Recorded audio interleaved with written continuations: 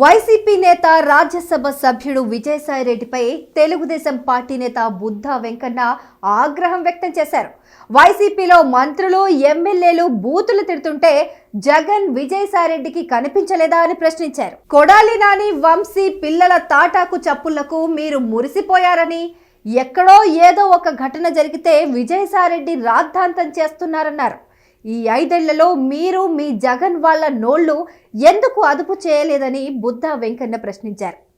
విజయసాయిరెడ్డి ఉత్తరాంధ్ర దోచేశారని, వీటిపై విచారణ చేసి చట్టపరంగా చర్యలు తీసుకుంటామని తెలిపారు. నిజంగా తాము దాడులు చేయాలని అనుకుంటే ఇలా ఉంటుందా పరిస్థితి అని ప్రశ్నించారు. కక్ష సాధింపు రాజకీయాలు వద్దని మా అధినేత ప్రకటించారని గుర్తు చేశారు. జగన్ ఎప్పుడైనా ఇలా ఒక్క ప్రకటన చేశారా అని నిలదీశారు. సింహాలు, పులులు అన్నవాళ్లు అధికారం పోగానే పిల్లులు అయిపోయారా అంటూ ఎద్దేవా చేశారు. టీడీపీ కార్యాలయంపై దాడి చేసిన దేవినేని అవినాష్కి గన్మెన్లు ఇచ్చారన్నారు. బూతులు తిట్టే నాని, వంశీకి భద్రత పెంచింది మీరేనంటూ మండిపడ్డారు.